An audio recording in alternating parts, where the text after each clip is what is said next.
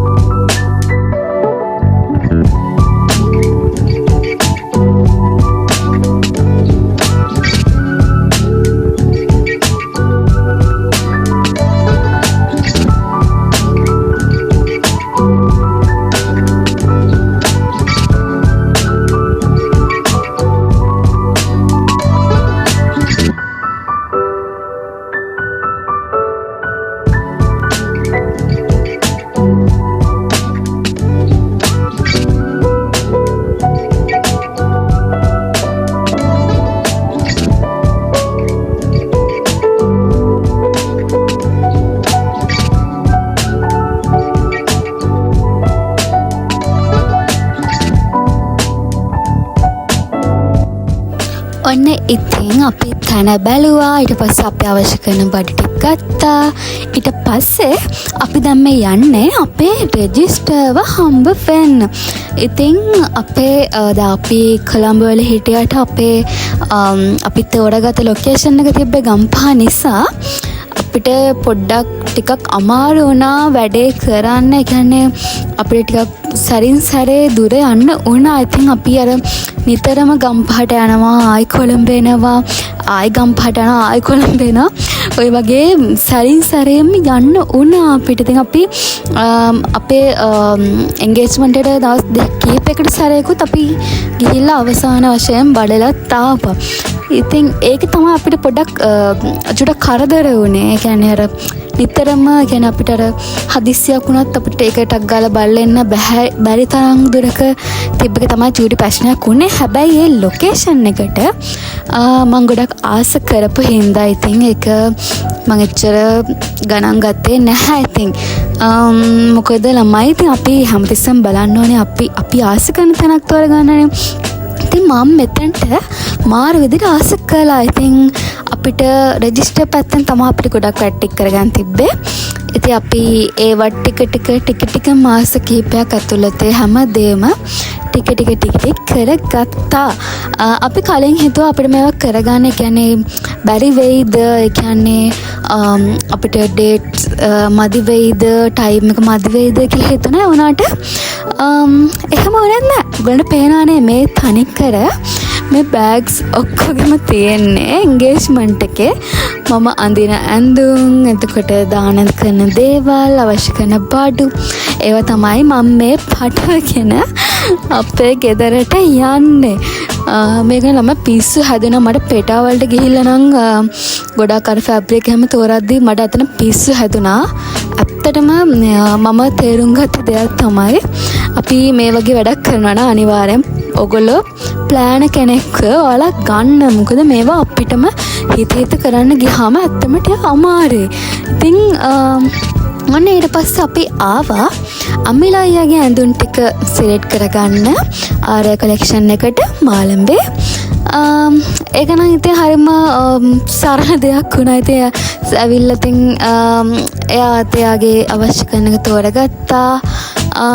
කොහොම හරි ඔය වැඩ ඔක්කොම කරලා අපි ගියා මගේ පැත්තෙන් අස්සම් කරන මගේ චූටි කාලේ ඉඳන් මියුසික් ටීචර්. මම ආව තමයි තෝරගත්තේ මගේ පැත්තේ අස්සම් කරන්න. මං අපි ගියා ඉතින් අපේ මියුසික් ටීචර්ගේ ගෙදර. ඉතින් මේ තියෙන අපි එහෙ ගිහිල්ලා ගත්ත වීඩියෝ ටික. ඉතින් මිස් තෝරගත්තේ මොකද ඉතින් ඒක ස්පෙෂල් දෙයක්. ඒක අපි පර්සනලි ස්පෙෂල් දෙයක්. ඉතින් ඊට පස්සේ අපි චර්ච් එකට ගියා. මොකද ඉතින් මෙච්චර ලොකු දෙයක් වෙනකොට ඉතින් අපිට අපේ චර්ච් එක අමතක කරන්න කොහොමද බෑනේ. මොකද අනිත් එක අපිට ආසාවක් තිබ්බා චර්ච් එකේ ෆාදර් කෙනෙක්ව ගෙන්නන්න අපේ එන්ගේජ්මන්ට් එකට. ගොඩක් දේවල් අපි ක්‍රිස්ටියන් කැතලික් විදිහට තමයි ගොඩාක් දේවල් කරේ. ඔයාලා සමහර මගේ වීඩියෝ වලින් ෆොටෝ වලින් ඔයගොල්ලෝ මීට කලින් බලපු කෙනෙක් නම් දකින්න ඇති. ගොඩක් දේවල් එහෙම තමයි වෙලා තිබ්බේ. ඉතින් ඔහම තමයි මගේ වැඩ කටයුතු ටික ගෙවුනේ.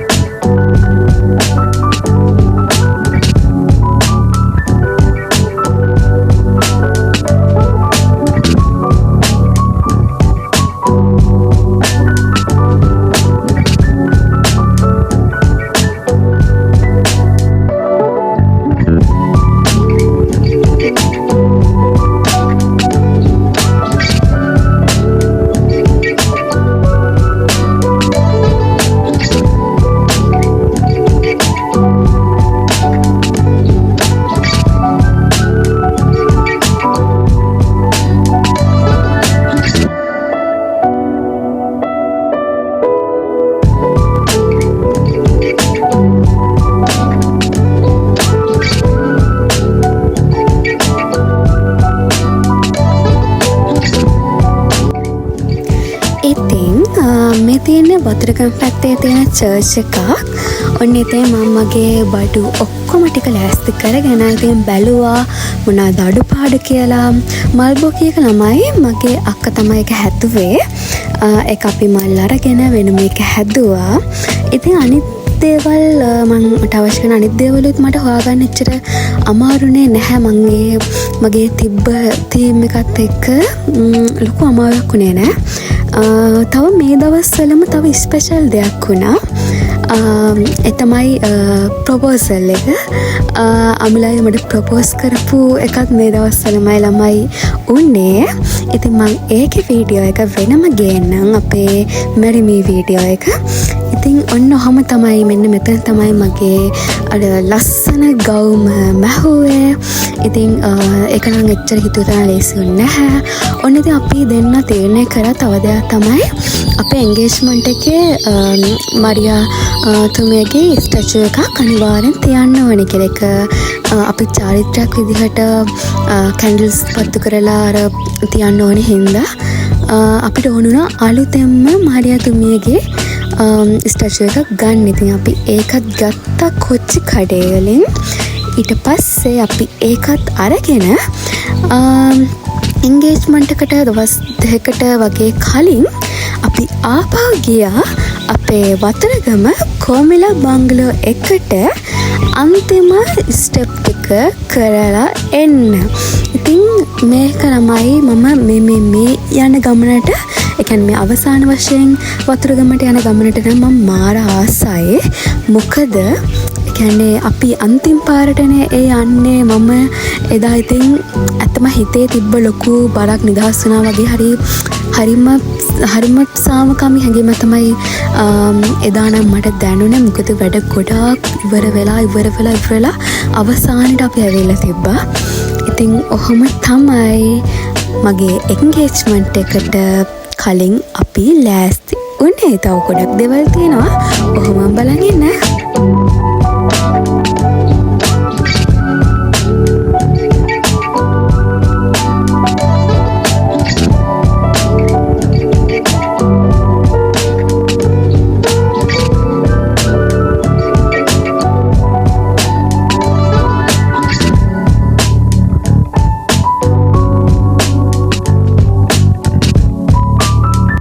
ඔන්න ඉතින් වැඩ ගොඩක් ඉවර වෙලා ඔන්න ඉතින් මම ආවා මගේ අන්තිම වැට්ටික් කරගන්න මගේ ගෝල්ඩ් ෆේෂල් එකයි මගේ නේල්ස් දාගන්න ඕනකමක් තිබ්බා. ඉතින් ඒ ටික කරගන්න මම ආවා සැලෝන් සත්ස් එකට.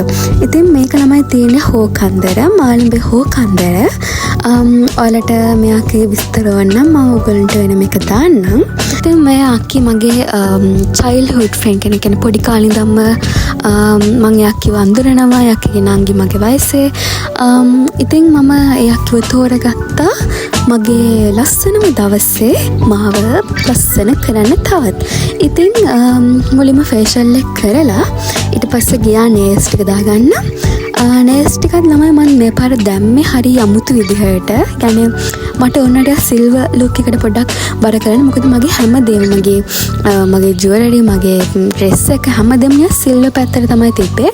ඉතින් මගේ නේල්ස්ත් මට ඕන සිල්වර් විදිහටම කරගන්න. ඉතින් අක්කි ඒක ලස්සනටම කරලා දුන්නා. කියන්නේ හිතුවේවත් නැති විදිහට මාරම ලස්සනට එකක් කරලා දුන්නා. ඉතින් අක්කි වා මේක බලනවා නම් thank you සැලොන් සත්සි මාව මගේ ලස්සන දවසේ මාව හැඩ කරාට.